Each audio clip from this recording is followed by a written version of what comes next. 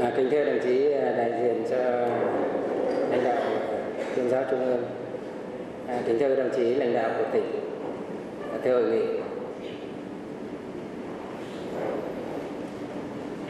Tôi rất vinh dự và cũng trân trọng cảm ơn lãnh đạo tỉnh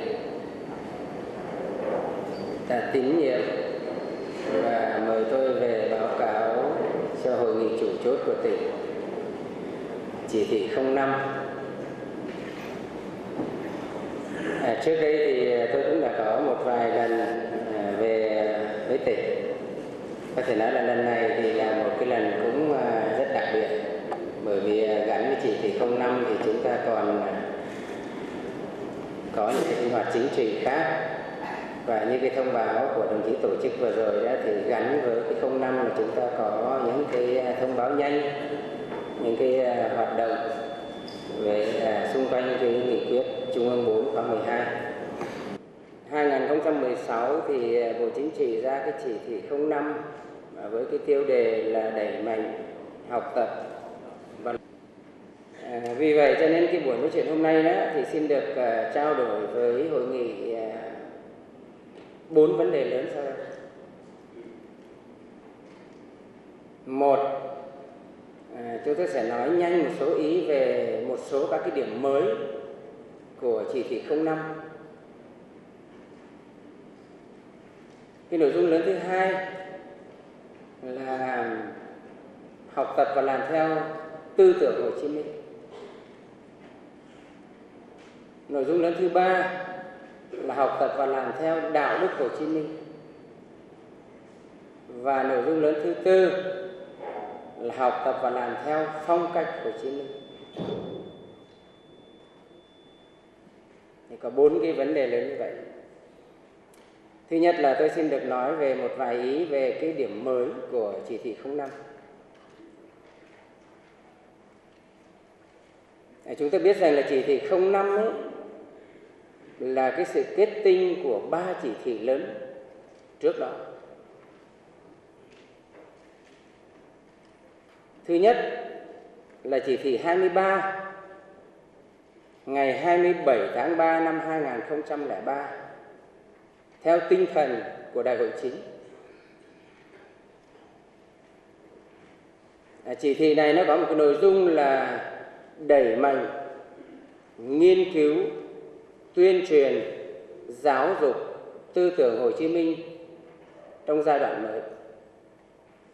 Đại hội 9 thì 2001, nhưng mà đến 2003 thì Bộ Chính trị ra cái chỉ thị 23. Đấy là cái chỉ thị thứ nhất. Và cái cụm từ tư tưởng Hồ Chí Minh đẩy mạnh giáo dục, nghiên cứu giáo dục, tuyên truyền tư tưởng Hồ Chí Minh đó, thì cái cụm từ tư tưởng Hồ Chí Minh đây chính là muốn nói đến những cái nội dung cơ bản của tư tưởng Hồ Chí Minh được nêu ra trong Đại hội 9. Cái chỉ thị thứ hai là chỉ thị 06 ngày 7 tháng 11 năm 2006 theo tinh thần của Đại hội 10, với cái tiêu đề, với cái nội dung là tổ chức cuộc vận động học tập và làm theo tấm gương đạo đức Hồ Chí Minh.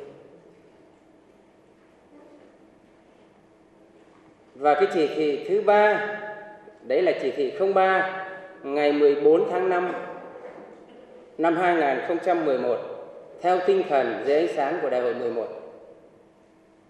với cái tên gọi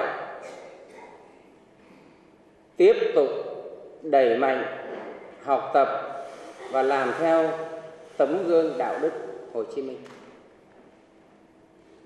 Và ở chỉ thị này thì có nói thêm, có bổ sung thêm phần tác phong và phong cách Hồ Chí Minh. Chỉ bổ sung và nói thêm thôi, chứ cái từ tác phong phong cách là chưa đưa vào cái tên chính của chỉ thị. Ta nhấn mạnh, ta hiểu điều đó để tí nữa chúng ta sẽ nói đến những cái điểm mới. Và với 3 chỉ thị như vậy thì chúng ta biết là chúng ta có cái chỉ thị 05 với cái tên gọi là đẩy mạnh học tập và làm theo tư tưởng, đạo đức, phong cách Hồ Chí Minh. Và như mở đầu tôi nói đó, đợt này chúng ta học tập, nghiên cứu và làm theo chỉ thị 05 thì có mấy cái gắn rất quan trọng. Và cái này là theo tinh thần chỉ đạo của Bộ Chính trị, theo tinh thần chỉ đạo của Trung ương. Cái gắn thứ nhất là chúng ta tiếp tục gắn với việc thực hiện nghị quyết Trung ương 4 khóa 11.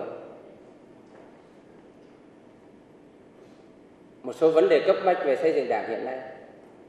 Và cái gắn thứ hai là chúng ta tiếp tục gắn với việc thực hiện nghị quyết Đại hội 12 của Đảng. Và hiện nay có thể nói là một trong những cái nội dung đang rất là nóng hổi gần đây nhất là gắn với việc thực hiện nghị quyết Trung 4 khóa 12. Thì theo chúng tôi chỉ thị 05 nó có mấy cái điểm nhấn, mấy cái điểm mới mà chúng ta cần phải quán triệt. Bởi vì cũng xin mở một dấu ngoặc là cũng có cán bộ đảng viên cũng cứ cho rằng cái chỉ thị 05 này không khác các cái chỉ thị trước.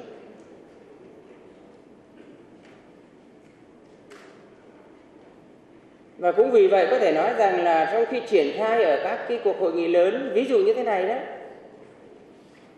thì có khi người ta cảm thấy hình như là câu chuyện này đã nói ở 06 và nói ở 03 rồi.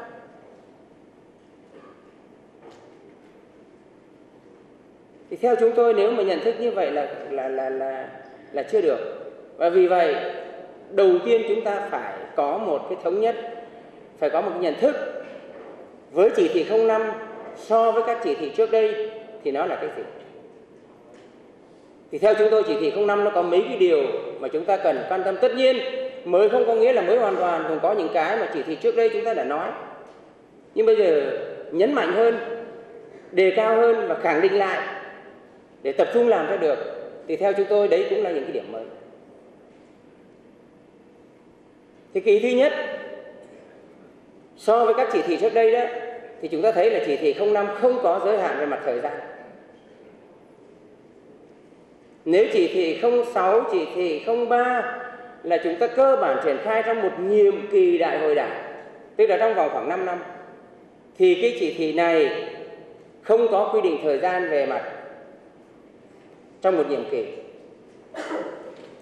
Và như vậy đó, thì chúng tôi hiểu, và với tất cả những cái nội dung mà chúng ta thấy ở trong cái tên của chỉ thị đó, thì theo chúng tôi chỉ thị 05 có thể được coi như là một cái tập đại thành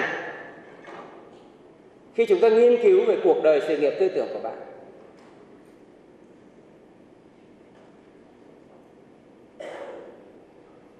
Nếu chỉ thị 23 chúng ta mới đẩy mạnh việc nghiên cứu, tuyên truyền, giáo dục tư tưởng, chứ lúc đó chúng ta chưa có cái cụm từ làm theo. Chỉ thị 23 là chưa có cụm từ làm theo, và chúng ta cũng mới tập trung đẩy mạnh việc nghiên cứu, tuyên truyền, giáo dục tư tưởng, và chính nội dung tư tưởng mà tí chúng tôi còn trở lại. Thì chỉ thị 06 chúng ta lại thấy rằng là tổ chức cuộc vận động. 3 năm sau thì lúc đó chúng ta bắt đầu đi vào việc là học tập và làm theo tấm gương đạo đức Hồ Chí Minh. Nhưng mà lúc đó thì chúng ta bắt đầu triển khai cái dạng đấy, cho nên chúng ta mới có một cái cụm từ gọi là tổ chức cuộc vận động học tập và làm theo tấm gương đạo đức của bạn. Và đến chỉ thị 03 thì chúng ta lại không còn cái cụm từ tổ chức cuộc vận động nữa, mà chúng ta lại thay vào đấy một cụm từ là tiếp tục đẩy mạnh. Và như tôi nói đó, đến 03 đó thì có bổ sung chứ chưa đưa vào chính thức ở tên của chỉ thị, đó là vấn đề tác phong và phong cách. Cũng xin mở ngoặc nói với hội nghị rằng là cái hai cụm từ này nó không phải là một. Tác phong thì hẹp hơn phong cách. Tác phong ta hiểu một cách nó ngắn gọn đầy đủ nhất, tức là tác phong tức là phong cách trong công tác thôi. Còn khi chúng ta dùng đến cụm từ phong cách ấy, thì tí chúng ta sẽ trở lại, nó rộng hơn nhiều. Có thể nói là bao chứa nó tổng quát được rất nhiều vấn đề. Nhưng mà chỉ thị 03 thì có nói đến cái chuyện là bổ sung vấn đề tác phong phong cách. Thế thì bây giờ đến 05 ấy, như chúng tôi nói rằng là một cái tập đại thành. Chúng tôi nghiên cứu một trình thể. Hay là một cách khác có thể nói là đến chỉ thị 05 khi chúng ta nghiên cứu Hồ Chí Minh là chúng ta nghiên cứu một nhân cách văn hóa hoàn chỉnh. Bao gồm cả tư tưởng, bao gồm cả đạo đức, bao gồm cả phong cách. Một trình thể, một nhân cách văn hóa hoàn chỉnh. Nhưng mà điều quan trọng hơn ấy, theo chúng tôi, chúng ta lại phải thấy rằng những nội dung đó có mối quan hệ mật thiết với nhau.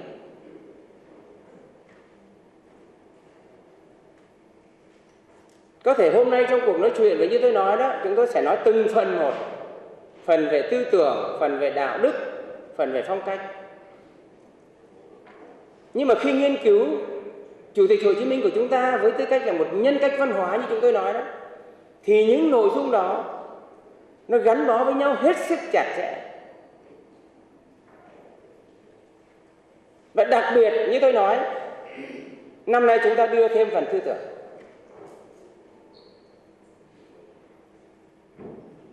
Qua kinh nghiệm của chúng tôi đó, thì chúng tôi thấy thế này, thực ra cũng đã lâu lắm rồi. Cán bộ nhân dân khi mà chúng tôi đi nói chuyện ở các nơi ấy, họ cũng hỏi chúng tôi, cũng đặt ra một câu hỏi. Tại sao nghiên cứu Hồ Chí Minh, nghiên cứu Chủ tịch Hồ Chí Minh chúng ta lại không nghiên cứu về tư tưởng của Bác?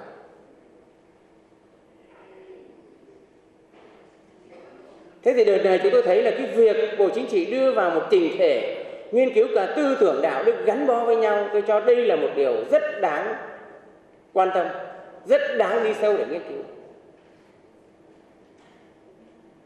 Bởi vì phải nói rằng nói đến Chủ tịch Hồ Chí Minh đó, và gắn với Chủ tịch Hồ Chí Minh là gắn với thắng lợi của cách mạng Việt Nam,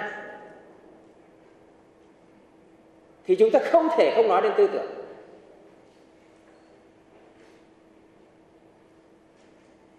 Thắng lợi của cách mạng Việt Nam là nhờ chủ nghĩa Mác Lênin và tư tưởng Hồ Chí Minh và đường lối của Đảng. Cho nên chúng ta phải khẳng định điều đó. Đã khẳng định rồi, bây giờ phải tiếp tục khẳng định và phải làm sâu sắc hơn chuyện này. Và điều đó nó còn không phải chỉ có ý nghĩa trong cách mạng, trong lịch sử, mà tí chúng ta còn trở lại. Nó còn soi sáng, nó còn làm rõ của công cuộc đổi mới hôm nay. Nhưng mà Hồ Chí Minh có một điều rất đặc biệt. Đó là tư tưởng đó là được thể hiện qua đạo đức và phong cách của người. Cho nên chúng tôi dùng cái từ chỉnh thể là theo cái nghĩa như vậy. Tư tưởng của Bác chúng ta có thể đọc được, chúng ta có thể học được qua đạo đức, qua phương pháp, qua phong cách của Bác. Và ngược lại, đạo đức của Bác, phong cách của Bác, phương pháp cách mạng của Bác lại thể hiện, lại chứa đựng những nội dung tư tưởng rất lớn. Cho nên nếu khi nói đến nghiên cứu cuộc đời sự nghiệp của Bác mà chúng ta thiếu một trong những điều này là chúng ta chưa hoàn chỉnh. Tất nhiên, tùy theo thời gian, tùy theo điều kiện, tùy theo nhiều lý do khác nhau, có thể đợt này chúng ta nhấn mạnh kiểu này, đợt sau chúng ta nhấn mạnh chỗ khác. Nhưng mà ở đây chúng tôi đang nói là khi nghiên cứu cuộc đời sự nghiệp của Chủ tịch Hồ Chí Minh thì chúng ta phải thấy tất cả cái đó nó hòa quyện vào nhau, nó chỉnh thể, trở thành một di sản lớn.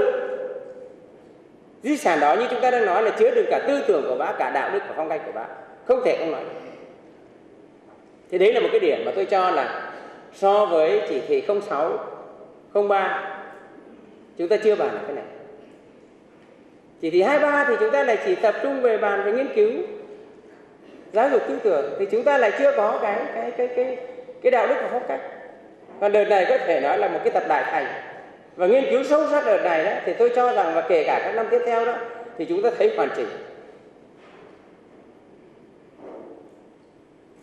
Một cái điểm nữa ở trong chỉ thị 05 chúng tôi cho cũng là điểm mới. Cũng có thể các chỉ thị trước đây đã nói chỗ này chỗ khác, nhưng đợt này nhấn mạnh hơn. Đó là khi nghiên cứu triển khai chỉ thị 05 đó, theo tinh thần chỉ đạo của Trung ương là gì? Trên trước, dưới sau, trong trước, ngoài sau. Cho nên trong nghiên cứu chỉ thị 05 chúng tôi cho vấn đề xây đi đôi với chống, trong xây có chống, trong chống có xây. Tất nhiên cuối cùng vấn đề xây dựng là nhiệm vụ chủ chốt và lâu dài. Nhưng mà không thể không chống. Nhất là những cái việc làm, nhất là những tư tưởng, nhất là những cái hành vi, nhất là những cái sự suy thoái mà đi ngược lại lợi ích của Đảng, đi ngược lại lợi ích của dân tộc, đi ngược lại lợi ích của Tổ quốc, của đất nước. Giáo dục không được thì chúng ta phải bằng những cái hình thức, bằng những cái biện pháp của quy đất Đảng, của pháp luật nhà nước. Và cái đó hoàn toàn đúng với tư tưởng và tấm gương của Bác. Thì tôi cho chỉ thị 05 lần này nhấn mạnh điều này. Một điểm nữa, cái này nó không hoàn toàn mới nhưng mà 05 trở lại nhấn mạnh thì chúng tôi cũng coi như là một điểm đáng phải ghi nhớ khi chúng ta triển khai chỉ thị này. Tức là học đi đôi với làm. Và thông qua những công việc rất cụ thể của từng cá nhân, của từng lĩnh vực, của từng đơn vị, của từng bộ phận. Không chung chung, dứt khoát không chung chung. Mà những việc làm đây theo chỉ thị 05 là cả việc lớn, việc nhỏ, cả việc hàng ngày trong cuộc sống đời thường, đến những việc mà ở cái tầm vĩ mô cao hơn. Mỗi cá nhân chúng ta, mỗi vị trí công việc, mỗi chức trách của chúng ta, và đặc biệt là nhấn với cái chức trách nhiệm của chúng ta, thì tôi cho đây cũng là một cái điểm rất quan trọng, rất đáng khi chúng ta triển khai chỉ thị này. Phải thấm vào, chúng tôi dùng cái từ đó, phải thấm vào trong suy nghĩ, trong hành động, trong việc làm, trong nhận thức của mỗi một cán bộ đảng viên. Câu chuyện chúng ta hôm nay ở hội trường là cực kỳ cần thiết, cực kỳ quan trọng. Ở hội trường nào cũng vậy.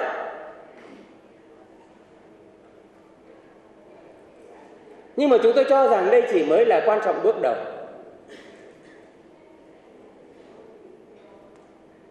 Cái điều mà có ý nghĩa quyết định chính là sau khi ở hội trường này ra, chúng ta làm cái gì, chúng ta làm như thế nào, thì đấy mới là điều có ý nghĩa quyết định nhất.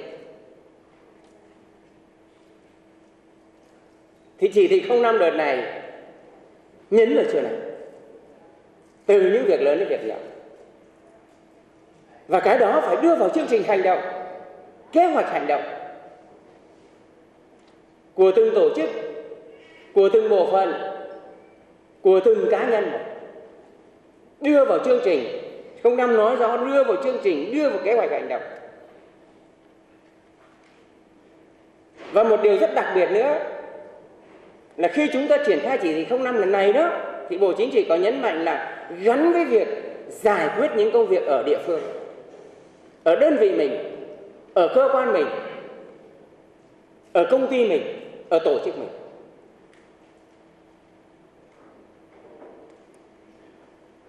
Bởi vì các đồng chí biết rằng là bây giờ ở chỗ này, chỗ kia, mức độ này, mức độ khác. Và như các nghị quyết trung ương, và trên thực tế là như vậy, không phải chỉ nằm ở nghị quyết đâu. Ở các mức độ khác nhau, nó có những vấn đề nổi cộm, nó có những vấn đề bức xúc ở các mức độ khác nhau của quần chúng, của cán bộ, của đảng viên. Thì nếu mà chúng ta học chỉ thị 05 học để mà học thì chưa được. Tùy theo chức trách, tùy theo sự phân công, tùy theo cái cấp độ quản lý khác nhau, gắn cái việc học chỉ thị 05 với việc giải quyết những cái bức xúc đó trong cuộc sống. Thì chúng tôi cho đây cũng là một cái điều mà các chỉ thị trước có thể có nói, nhưng mà lần này nhấn mạnh hơn. Và cuối cùng ấy, thì như lúc nãy mở đầu tôi nói đó,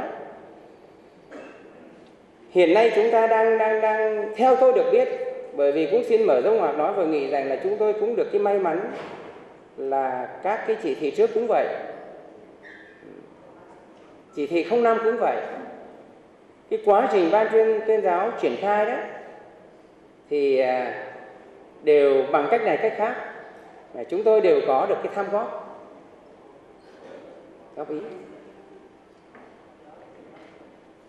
Ngay cả hôm qua khi bắt đầu lên máy bay thì vẫn nhận được những cái điện thoại để tiếp tục trao đổi. Thế thì ý cuối cùng chúng tôi muốn nói là năm nay thì chúng ta có thể hôm nay này hoặc là vài ngày nữa, theo tôi được biết thì chúng ta sẽ có cái tập tài liệu của 2016. Cái tên ban đầu của tập tài liệu này đó, cái tên ban đầu, còn bây giờ có duy trì như vậy sau khi chúng tôi góp ý rồi thì như thế nào thì chưa rõ, nhưng mà tên ban đầu thì gọi là những nội dung chủ yếu của tư tưởng, đạo đức, phong cách Hồ Chí Minh. Và đây là cái tài liệu triển khai của năm 2016. Và như chúng ta biết là hôm nay là đã mùng 1 rồi, thì năm 2016 chỉ còn có 2 tháng nữa thôi. Và như vậy thì chúng ta sẽ còn một cái việc tiếp theo mà hiện nay vẫn đang tiếp tục trao đổi. Đó là các năm tiếp theo chúng ta làm cái gì. Và theo thông tin chúng tôi được biết, cũng chỉ ngày hôm qua khi đang trên đường đi thì theo chúng tôi được biết là chúng ta sẽ vẫn tiếp tục, cơ bản là như vậy, cơ bản là chúng ta vẫn tiếp tục triển khai mỗi năm một chủ đề. Nhưng mà hiện nay đang tính toán, đang nghiên cứu và đang xin ý kiến như tôi đang nói của một số chuyên gia là chủ đề từ năm 17 là gì, 18 là gì, 19 là gì, 20 là gì, và có thể có một cái tầm nhìn nó xa hơn một chút nữa để chúng ta tiếp tục triển khai. Như tôi nói, bây giờ chúng ta nghiên cứu Bác Hồ là nghiên cứu cả tư tưởng, cả đạo đức, phong cách, thì có thể nói là ta nghiên cứu một cách hoàn chỉnh, một cách đầy đủ, một cách chỉnh thể. Thế thì không phải chỉ là câu chuyện của 16 nữa, cũng không phải là câu chuyện của tiếp theo, những năm tiếp theo nữa, mà vấn đề còn phải nhìn xa hơn. Cái cách triển khai thế nào? Chủ đề là một, nhưng đồng thời là cách triển khai thế nào? Và theo tinh thần chung đó là đạt hiệu quả, nhưng mà đỡ phiền phức, đỡ tốn kém. Lấy cái hiệu quả làm thước đo. Thì cái nội dung thứ nhất thì xin được trình bày một cách ngắn gọn gọn như vậy. Xin được chuyển sang nội dung thứ hai, học tập và làm theo tư tưởng Hồ Chí Minh. Tư tưởng của Hồ Chí Minh được thấm vào hành động, và như lúc nãy ta nói đó, ta nghiên cứu tư tưởng, nhưng mà thực ra chúng ta có thể hiểu tư tưởng của Bác qua hành động của Bác. Chúng ta hiểu tư tưởng của Bác qua đạo đức của Bác. Chúng ta hiểu tư tưởng của Bác qua phong cách của Bác. Và trong chiều sâu nghiên cứu thì thưa hội nghị, thực ra qua hành động để thể hiện tư tưởng là một điều khó khăn nhất. Thì Hồ Chí Minh lại đạt được điều này.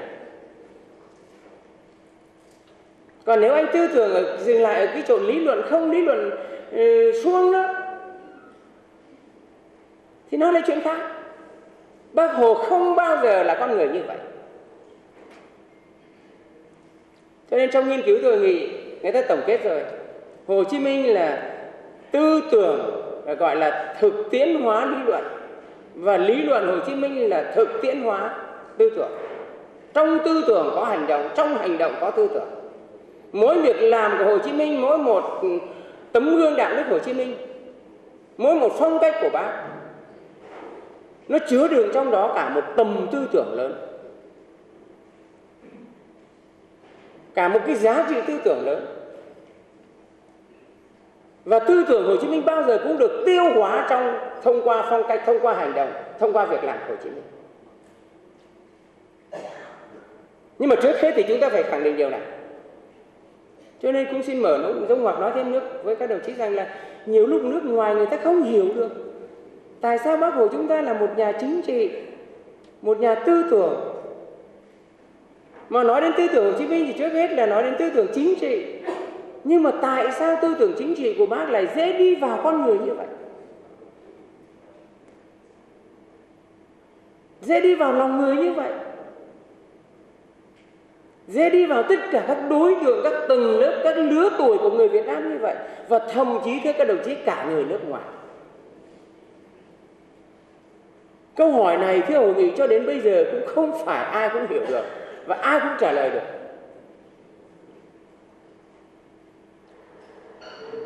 Bởi vì khi người ta nói đến chính trị là người ta thường nói đến quyền lực.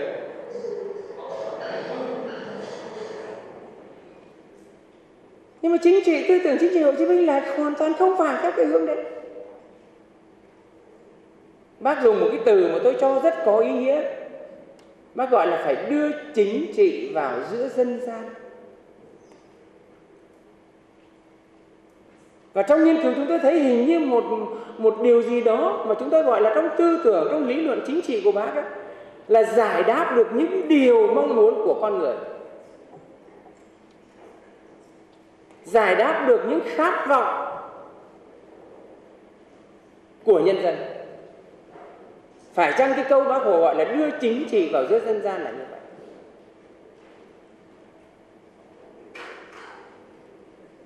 Cho nên khi nghiên cứu Hồ Chí Minh, khi chúng ta nói học tập và làm theo tư tưởng của bác ấy, thì trước hết chúng ta phải khẳng định cho rõ, cho chính xác điều này. Với những cái điểm chung của một nhà tư tưởng, và đồng thời Hồ Chí Minh có điều gì đó mang cái tính đặc thù, nó rất gần gũi với cuộc sống, rất gần gũi với đòi hỏi, rất gần gũi với khát vọng, rất gần gũi với mong muốn của mỗi một con người Việt Nam, từ trẻ con, từ lớp nhi đồng cho đến các lứa tuổi khác nhau. Thì khi mà triển khai câu chuyện học tập và làm theo tư tưởng Hồ Chí Minh ấy, thì chúng tôi nghĩ trước hết chúng ta phải khẳng định đó. Bây giờ đi vào cụ thể triển khai điều này thì chúng ta nhận thức thế nào? Có lẽ có một câu chuyện, có một vấn đề chúng tôi nghĩ trong hội nghị chúng ta cũng vậy, và đối với cán bộ đảng viên nhân dân chúng ta cũng vậy, có thể biết nhiều rồi. Nhưng mà tôi cho không nói điều này không được. Bởi vì như mở đầu tôi nói là đợt này chúng ta có một câu chuyện học tập về nội dung rất quan trọng là học tập và làm theo tư tưởng của bác. Thế thì trước hết chúng ta phải hiểu tư tưởng Hồ Chí Minh là được kết tinh từ những cái tầng giá trị này. Tư tưởng Hồ Chí Minh nhá, ít nhất chúng tôi cho rằng tư tưởng của bác kết tinh 3 cái tầng giá trị lớn. Chúng tôi gọi là kết tinh 3 tầng giá trị lớn. Cái tầng giá trị thứ nhất đó là tầng giá trị về tư tưởng lý luận.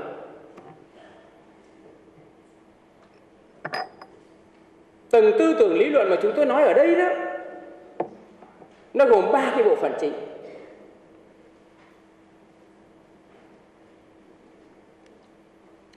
Thứ nhất là những cái giá trị truyền thống tốt đẹp của dân tộc.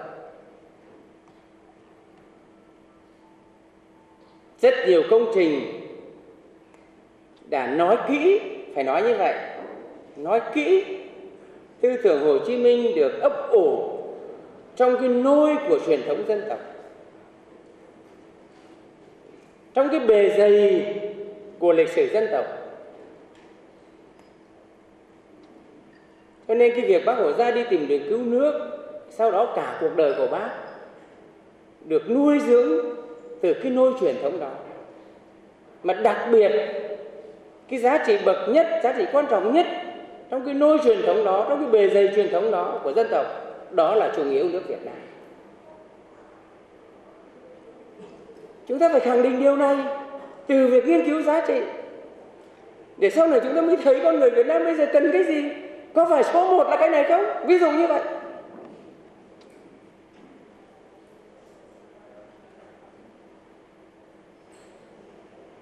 Có phải bây giờ nói đến con người Việt Nam trong đổi mới, và bây giờ học tập và làm theo tư tưởng của bác, phải chăng cái đầu tiên của con người Việt Nam phải là một con người yêu nước và yêu chủ nghĩa xã hội? Mà nếu chúng ta khẳng định điều đó thì đấy chính là chúng ta trở lại cái gốc rễ, một cái điều rất quan trọng khi chúng ta đang nghiên cứu các cái tầng kết tinh giá trị tư tưởng. Cái ý thứ hai trong tầng tư tưởng lý luận chính là các cái giá trị văn hóa của phương Đông và phương Tây.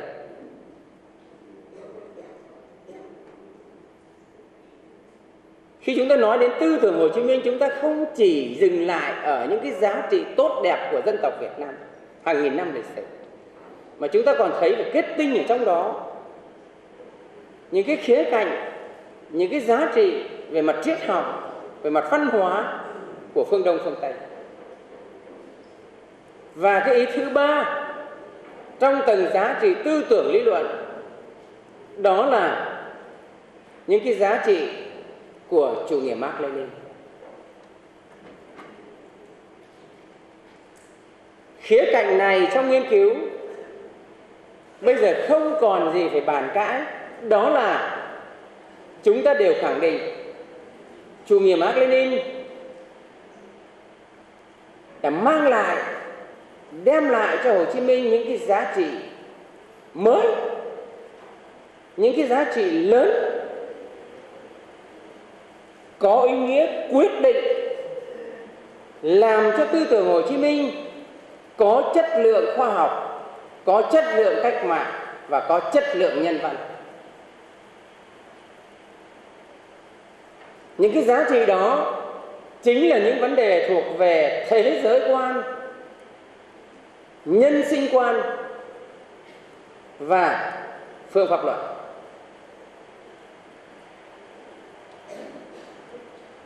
Như vậy là ở vấn đề thứ nhất, mặc dù khái quát nhưng mà chúng ta không thể không nói đến. Chúng ta vừa thấy tính hệ thống trong cái tầng giá trị về tư tưởng lý luận, nhưng đồng thời chúng ta vừa thấy cái điểm nhấn, điểm gì có ý nghĩa quyết định khi chúng ta nói đến cụm từ tư tưởng Hồ Chí Minh. Đó chính là những giá trị của chủ nghĩa Mác Lênin. Đấy là tầng giá trị thứ nhất. Nhưng mà thưa hội nghị, chỉ có tầng giá trị về tư tưởng lý luận chưa đủ. Để có một cái điều mà chúng ta đang nói, đó là tư tưởng Hồ Chí Minh. Cho nên một cái tầng giá trị thứ hai cũng rất quan trọng, đó là tầng giá trị về thực tiễn. Mà khi chúng ta nói đến tầng giá trị thực tiễn ấy, thì ở đây nó có hai bộ phận rất quan trọng, gắn bó rất mật thiết, rất chặt chẽ với nhau. Đó là thực tiễn của dân tộc và thực tiễn của nhân loại. Và cái thứ hai là hoạt động thực tiễn của Hồ Chí Minh.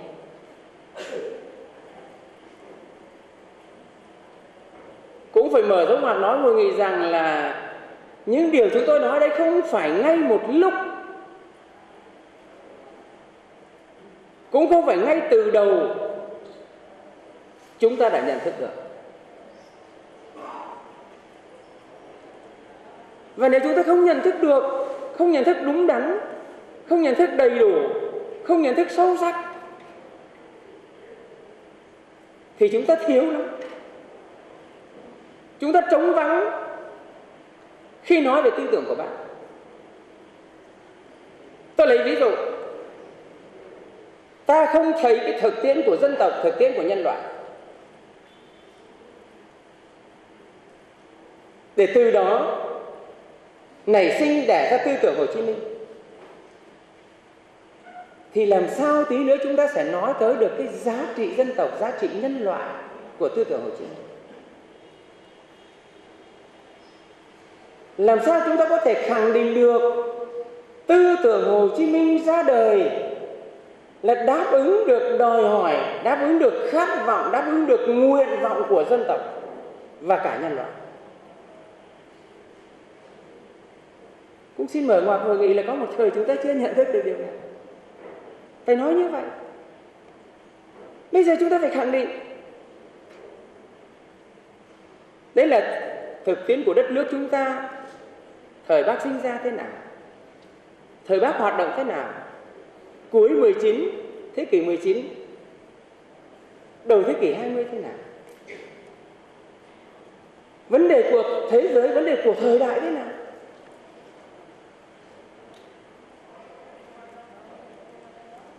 Và khi chúng ta nói đến thực tiễn, cái giá trị này còn một cái nội dung như tôi đã nói hết sức có ý nghĩa, đó là hoạt động thực tiễn của Hồ Chí Minh.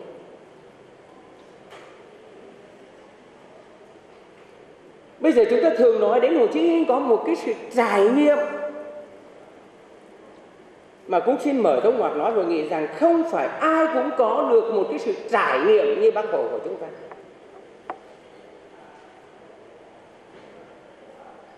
Về mặt thời gian, về mặt công việc, về mặt học tập, về mặt ứng xử, về mặt tiếp xúc.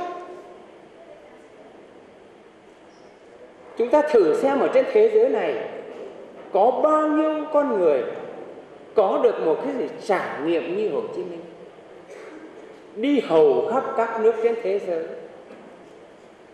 làm hầu hết các công việc khác nhau. Để có được tư tưởng Hồ Chí Minh, bắt đầu Hồ Chí Minh phải vô sản hóa, làm những công việc như là một công nhân thực thụ.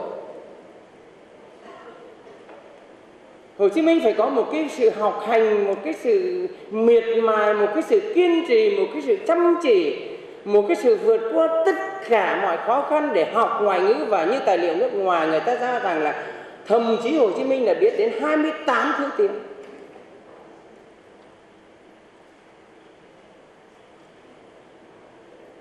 Bác Hồ chúng ta đã có một lần bị kết án tử hình vắng mặt, 2 lần ở nhà tù, tiếp xúc với các loại người khác nhau, các hạng người khác nhau, đến tận xào huyệt, đến tận hang ổ, đến tận những chỗ ở khổ nhất của con người ở trên thế giới.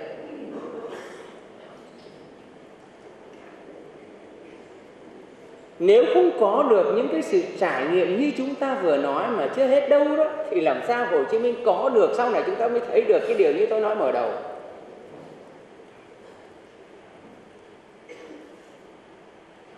Người có thể tiếp xúc với bất cứ một loại người nào. Người có thể nói những điều mà người mù chữ cũng có thể hiểu được.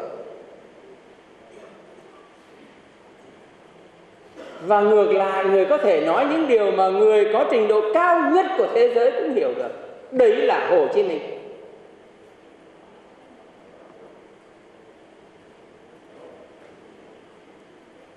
Đấy là cái tầng giá trị thứ hai về mặt thực tiễn. Và tầng giá trị thứ ba, chỗ này thưa hội nghị, tôi phải nói trước ngay rằng có một thời chúng ta cũng nghiên cứu chưa đến nơi đến chốn. Ngay cả bây giờ khi chúng tôi nói với hội nghị cũng không phải là câu chuyện đã xong xuôi cả, mà vẫn phải tiếp tục nghiên cứu nhiều hơn nữa, nghiên cứu sâu hơn nữa, nghiên cứu một cách có hệ thống hơn nữa. Chứ không phải hôm nay tất cả những điều tôi nói hội nghị là xong xuôi hết, là đâu vào đấy, không phải. Còn rất nhiều điều nữa.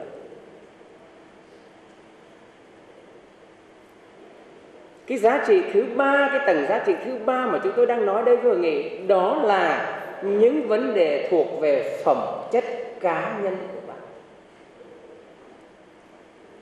Mà bây giờ Đảng ta tổng kết rồi, Đảng tổng kết rồi, các nhà nghiên cứu đã nói rồi, nhưng mà như tôi thưa hội nghị đó, vẫn chỉ mới là bước đầu.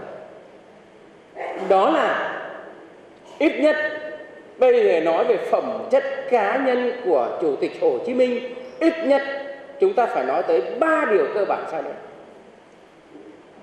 Đó là Hồ Chí Minh là một bậc đại nhân, bậc đại trí, bậc đại dũng. 3 cụm từ này là 3 cụm từ Đảng đã nói.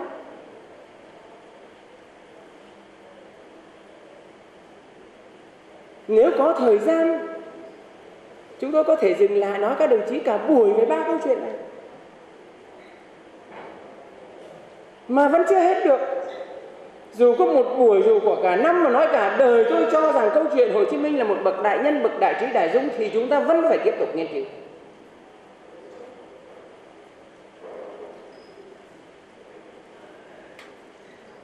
Những điều này không thể không nói, bởi vì tí chúng tôi sẽ đi vào theo nghiên cứu chúng tôi đó. Điều gì là điều cơ bản, điều gì được coi mà chúng tôi thường dùng cái từ gọi là sợi chỉ đỏ xuyên suốt trong cuộc đời, trong sự nghiệp tư tưởng của bác ấy. Nếu chúng ta không hiểu Bác là một bậc đại nhân, đại nhân là tin con người, tin nhân dân, thương con người, thân thương nhân dân, yêu quý con người, yêu quý nhân dân, chăm lo đến con người, chăm lo đến nhân dân. Phải chăng cả cuộc đời của Bác là như vậy?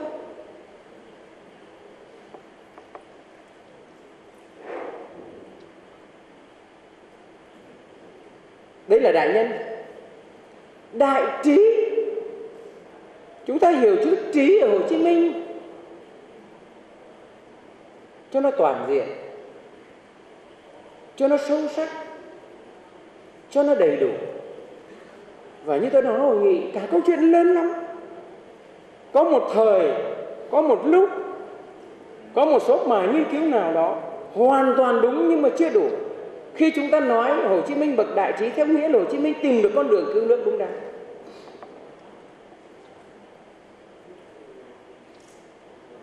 Hồ Chí Minh không đi theo con đường cũ của các bậc cha chú. Hồ Chí Minh tìm bằng cái trí tuệ của mình, bằng cái sự thông minh, bằng cái sự mẫn tiệp của mình, Hồ Chí Minh tìm ra được một con đường mới để cứu nước cứu dân. Và từ đó để đi đến tí nữa chúng ta sẽ bàn về nội dung giải phóng dân tộc thế nào, xây dựng chủ nghĩa xã hội thế nào. Nói như vậy là đúng, nhưng mà chưa đủ. Nếu chúng ta hiểu trí tuệ của Bác như vậy là chưa đủ. Đặc biệt là nếu chúng ta gắn vào câu chuyện mà như tôi mở đầu tôi nói hiện nay đó, thì còn rất nhiều vấn đề chúng ta phải nói tới. Ví dụ, nói đến bậc Hồ Chí Minh là một bậc đại trí, chúng ta phải thấy được cái trí tuệ của Hồ Chí Minh trong việc xây dựng tổ chức, xây dựng con người, xây dựng đảng, xây dựng nhà nước, xây dựng cán bộ của chúng ta như thế nào.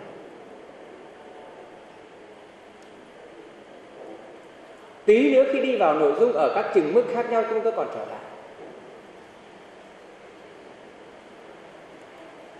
Nhưng mà nói đến chỗ này là phải mở ra ngoặc nói để chúng ta thấy hiểu cái trí rộng của Bác như thế này này.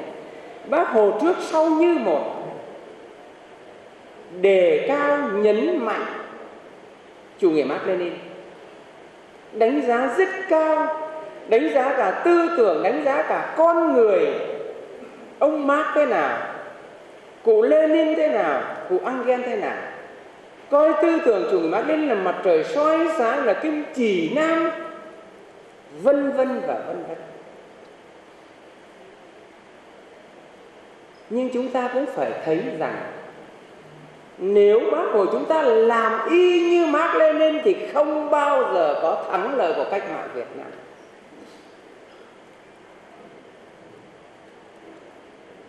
Bởi vì Mác Lênin chúng ta phải nhìn ở một góc cạnh khác, nó một cách tổng thể, cơ bản là giải quyết những vấn đề cách mạng ở phương Tây, ở châu Âu, ở các nước tư bản.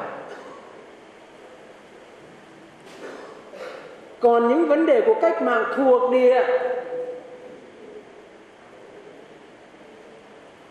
hầu như các ông chưa có điều kiện, chưa có thời gian, kể cả Lenin. Lenin nói tới những vấn đề của cách mạng thuộc địa, nói ở những định hướng lớn.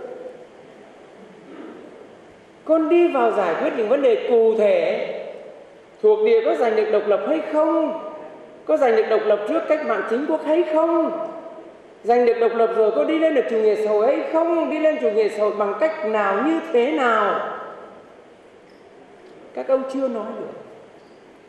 Nếu Bác Hồ chúng ta không có được một sự sáng tạo đổi mới, một trí tuệ như vậy, làm sao chúng ta có thể giành được thắng lợi? Rồi đi vào những chi tiết cụ thể mà tí trong nội dung ở trường mực nào đó tôi sẽ nói một gì.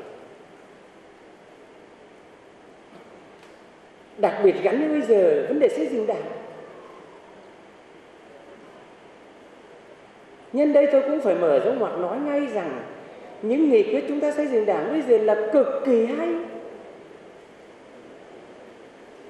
Nghị quyết sau có những cái tổng kết mới hơn, cao hơn so với nghị quyết trước. Nhưng mà cơ bản chúng ta đều có thể tìm thấy trong di sản của Bác về vấn đề này.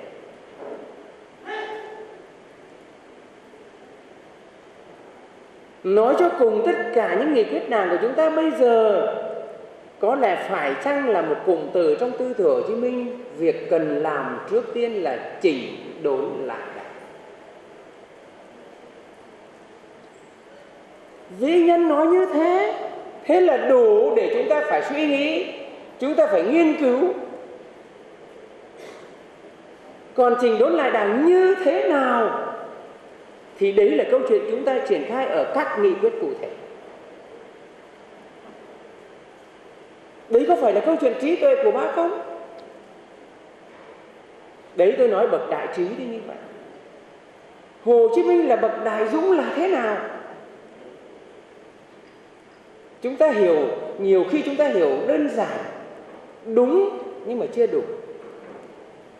Dũng đây chỉ là câu chuyện dũng cảm vào tù, ra tội, trước máy chém, trước những cái đầy đọa, những cái gian khổ của cuộc sống của kẻ thù. Hiểu như vậy là đúng, chưa đủ. Nhất là tôi phải nói đi nói lại, những câu chuyện chúng ta học về 06, 03, 05 bây giờ, nhất là đặt vào cuộc sống của ngày hôm nay, đặt vào những gì đang chuyển động xung quanh chúng ta.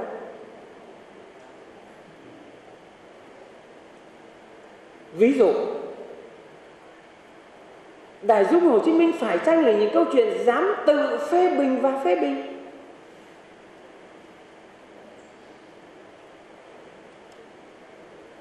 Đại dũng Hồ Chí Minh ở một góc nhìn khác, chúng ta có thể nói tới đấy chính là bản lĩnh của Hồ Chí Minh. Có khuyết điểm, dám tự phê bình trước nhân dân.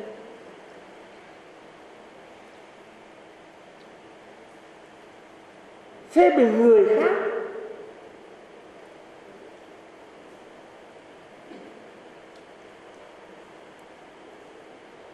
Cho nên khi nghiên cứu cuộc đời Bác Hồ, các đồng chí mới thấy một điều cũng rất đặc biệt.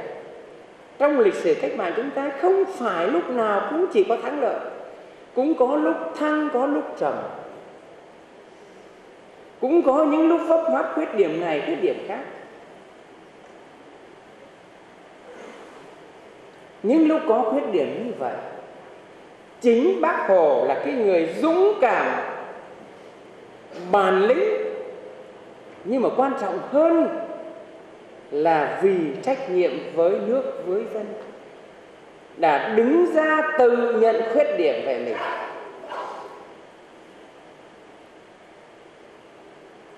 Nhưng mà chính ở những cái thời khắc đó, những cái thời điểm đặc biệt đó, thì uy tín của Bác lại vẫn giữ nguyên và cao lên. Nhân dân hiểu Bác hơn ai hết. Nhân dân hiểu Bác là một con người thực sự vì nước, vì dân như vậy. Và như Bác nói, và con người là như vậy thôi. Đã làm việc thì khó mà tránh khỏi sai lầm. Chỉ có những kẻ ăn không ngồi rồi, không chịu làm việc với không sai lầm thôi. Chúng ta không sợ có sai lầm. Sợ nhất là có sai lầm mà không dám nhận sai lầm. Và lại càng không dám nhận trước nhân dân, không dám tự phê bình trước nhân dân. Bác Hồ dạy như vậy và Bác Hồ đã làm đúng như vậy. Tức là có khuyết điểm Bác Hồ phê bình, tự phê bình trước nhân dân. Nhân dân càng yêu Bác hơn, càng quý Bác hơn, càng trọng Bác hơn, vì thấy đúng là một con người vì nước, vì dân. Đấy có phải là những khía cạnh đặc biệt trong đại dũng của Hồ Chí Minh, bên cạnh và cùng những điều như tôi nói. Thì nghiên cứu Bác Hồ là như vậy. Cho nên mở đầu tôi vẫn nói các anh chị là một cái dịp, một cái tập đại thành, để có một cái dịp chúng ta phải trở lại, dù thời gian có hạn, thì chúng ta phải thấy được nghiên cứu tư tưởng của Bác. Mà tư tưởng đó lại nằm trong những câu chuyện cụ thể như vậy. Cái tư tưởng của Bác không phải là cái gì nó bay lơ lửng đâu đấy, không phải nằm ở hội trường, mà thông qua những câu chuyện đó nó kết tinh từ những cái giá trị lớn như vậy.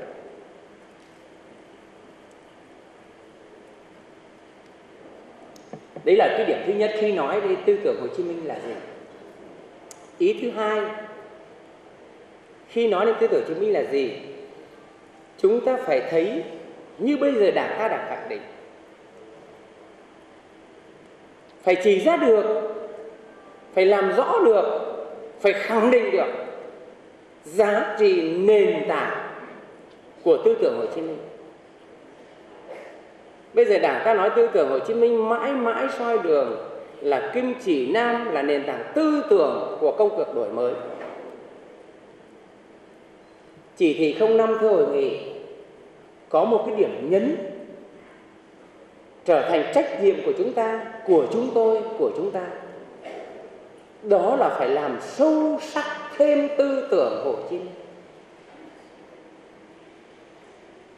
Nhiều lúc có khi chỉ vài từ thôi, nhưng mà thưa hội nghị là cả một câu chuyện lớn lắm. Đảng chỉ nói như vậy đó, đợt này phải làm sâu sắc thêm tư tưởng Hồ Chí Minh. Chúng ta nghiên cứu tư tưởng ấy, nếu mà tính từ 1991 đến hôm nay đúng 1/4 thế kỷ, 25 năm. Thành quả chúng ta thu được là rất lớn. 25 năm cả một cái thành quả lớn lắm, cả về mặt nội dung, cả về mặt giá trị. Nhưng mà theo chúng tôi vẫn chỉ là những cái thành quả bước đầu. Vẫn phải tiếp tục, vẫn phải đào sâu, vẫn phải làm sâu sắc hơn. Trong những câu chuyện sâu sắc, mà khi chúng ta khẳng định tư tưởng Hồ Chí Minh là nền tảng tư tưởng, là kim chỉ nam, thì có một điều sau đây không thể không nói đến. Đó là ta hiểu cụm từ tư tưởng Hồ Chí Minh là gì.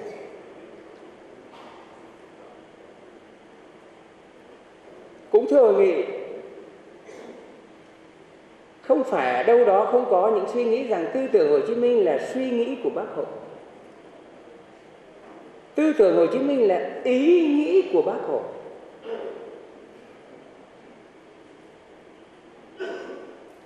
Nếu chúng ta nghĩ như vậy là hoàn toàn sai. Chúng ta nghĩ như vậy thì làm sao mà tư tưởng Hồ Chí Minh cùng từ đó trong mệnh đề mà Đảng ta nói, nghị quyết ta nói, và trong chỉ thị 05 chúng ta nói lại trở thành nền tảng tư tưởng và kim chỉ nam, làm sao để có thể mãi mãi soi đường cho sự nghiệp cách mạng của Đảng và dân tộc ta giành thắng lợi được. Cho nên ở đây khi chúng ta nói đến hai từ tư tưởng trong cùng từ tư tưởng Hồ Chí Minh, thưa hội nghị, chúng ta phải hiểu rằng tư tưởng đó có ý nghĩa, có giá trị như một học thuyết.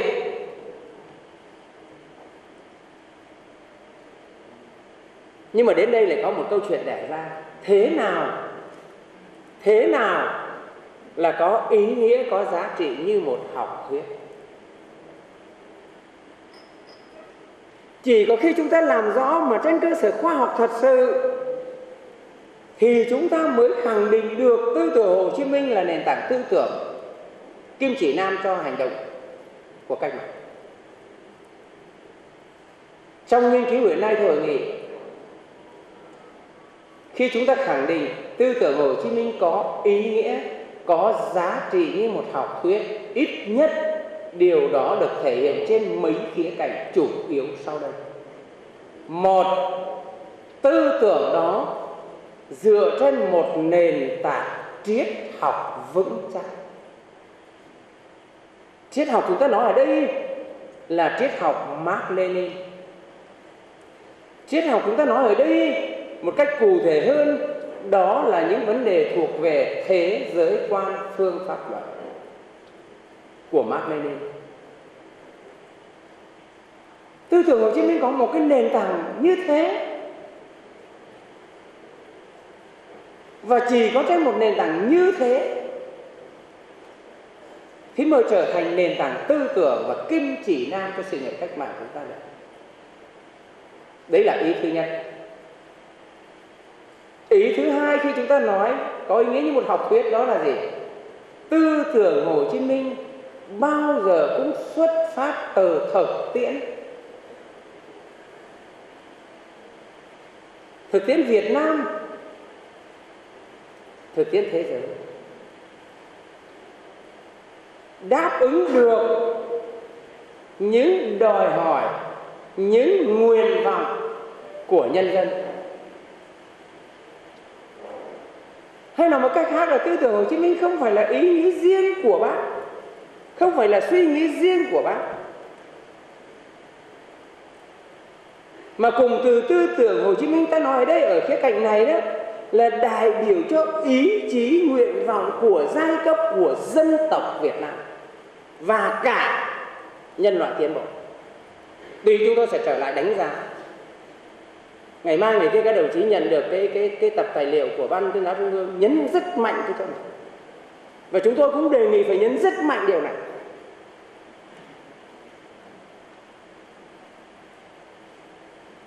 Bởi vì bây giờ cũng thừa nghị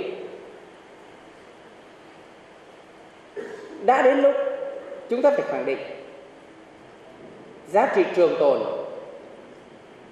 giá trị vĩnh hằng của tư tưởng Hồ Chí Minh không chỉ đối với dân tộc mà còn đối với nhân loại, đối với những tư tưởng, đối với những người tiến bộ của thế giới. Đáp ứng đòi hỏi cái này. Có điều kiện chúng ta sẽ nghiên cứu tư tưởng Hồ Chí Minh về hòa bình, về hợp tác, về phát triển. Bây giờ đang có những cái đề tài nhà nước lớn lắm, chúng tôi đang có một cái vinh dự tham gia vào cái này. Đấy phải chăng là những cái giá trị lớn của thế giới, không chỉ trước đây mà cả ngày hôm nay.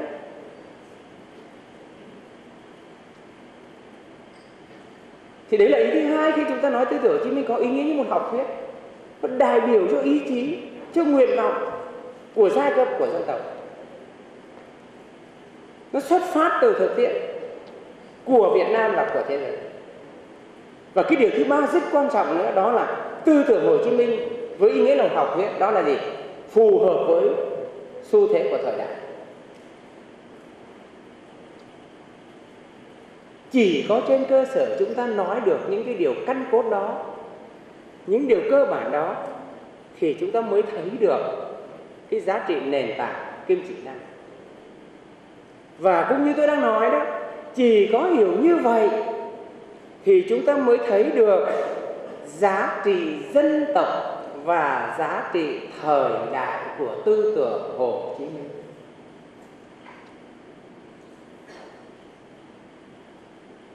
Giá trị dân tộc và giá trị thời đại chúng ta phải nhìn trên cả ba mặt. Trong giá trị dân tộc có giá trị lịch sử, giá trị hiện tại, giá trị tương lai. Trong giá trị thời đại cũng như vậy. Chúng ta phải thấy được cả giá trị lịch sử, giá trị hiện tại, giá trị tương lai. Ở đây xin được dừng lại nói vài điều. Bởi vì như tôi nói ở hội nghị đó, cái tài liệu năm nay mà ngày mai ngày kia chúng ta ở các tỉnh, các địa phương có, là đây là một cái điểm nhấn nói về giá trị tư tưởng Hồ Chí Minh. Giá trị dân tộc như tôi nói rồi nghị có cả giá trị lịch sử, giá trị hiện tại, giá trị tương lai. Giá trị lịch sử thôi các đồng chí biết cả rồi. Và như mở đầu tôi nói đó, thắng lợi của cách mạng Việt Nam là nhờ chủ nghĩa Mác Lênin, nhờ tư tưởng Hồ Chí Minh, nhờ đường lối của Đảng, vân vân. Có một thời nói như vậy, nhưng cũng phải mở ngoặc nói là có một thời chúng ta chỉ thấy của chủ nghĩa Mác Lênin thôi, thấy như vậy là đúng, nhưng mà chưa đủ. Bởi vì như tôi nói đi nói lại các đồng chí rất nhiều lần, không có chủ nghĩa Mác Lênin, không có tư tưởng Hồ Chí Minh. Nhưng mà nếu chỉ có chủ nghĩa Mác Lênin không thôi, thì đấy là chủ nghĩa Mác Lênin, chứ đâu có phải là tư tưởng Hồ Chí Minh. Vậy tư tưởng Hồ Chí Minh phải có cái gì nó mang sắc thái diện mạo Hồ Chí Minh.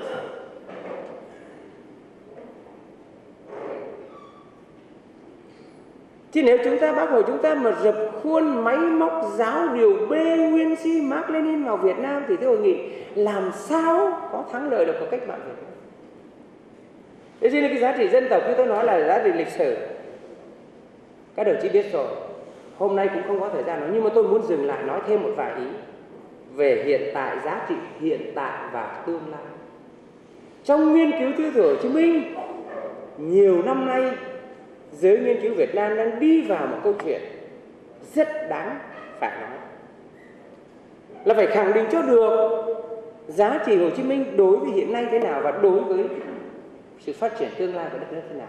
Mà trong nghiên cứu chúng tôi gọi là tư tưởng Hồ Chí Minh về đổi mới.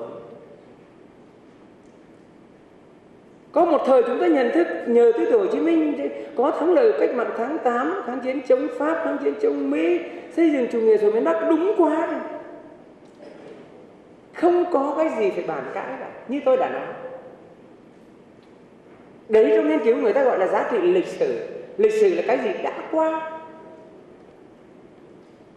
Không có cái gì phải bàn cãi, dù kể cả những ý kiến xấu xa nhất, phản động nhất thì người ta vẫn phải thừa nhận điều đó. Đúng không? Nhưng còn bàn về giá trị hiện tại, giá trị tương lai, tiếp tục nghiên cứu. Như tôi đã nói vừa nghị, trong nghiên cứu Hồ Chí Minh hiện nay chúng ta có rất nhiều lắm cách tiếp cận. Mỗi một báo cáo viên, mỗi một nhà khoa học, mỗi một nhà nghiên cứu. Nhưng mà cuối cùng anh phải trả lại đúng cái giá trị đó. Anh nghiên cứu kiểu gì, con đường nào tiếp cận thế nào tùy, phương pháp thế nào tùy, nhưng cuối cùng anh phải hướng tới được cái đích cuối cùng. Chúng tôi cho rằng đến hôm nay, tại sao lúc nãy tôi nói hội nghị là nghiên cứu tư tưởng Hồ Chí Minh là câu chuyện mới bước đầu, bởi vì khó chứ không phải dễ đâu ạ.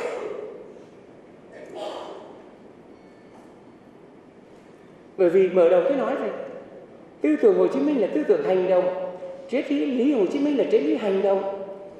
Sinh ra Bác Hồ, lịch sử Việt Nam, dân tộc Việt Nam không phải sinh ra Bác là con người để ngồi viết sách và chỉ có lý luận suông, không phải, hoàn toàn không phải như vậy. Mà Bác càng gắn một cách nhuần nhuyễn giữa lý luận và thực tiễn, lời nói việc làm.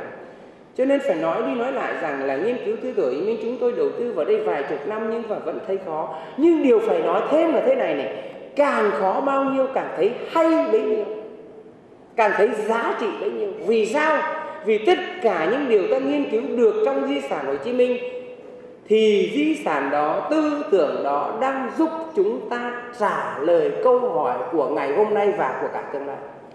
Tôi phải nói về hội nghị như vậy.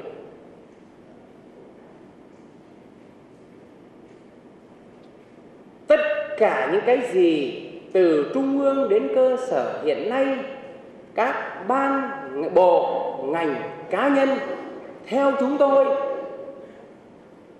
nếu làm tốt là nhờ hiểu đúng, vận dụng sáng tạo, tư tưởng, đạo đức, phong cách của Bác.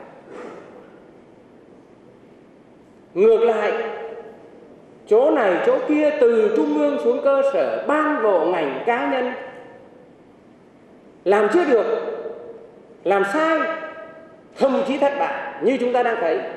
Có nhiều nguyên nhân nhưng trong đó có một nguyên nhân chúng ta làm sai, chúng ta làm ngược lời Bác dạy, tấm gương của Bác, những điều Bác dạy.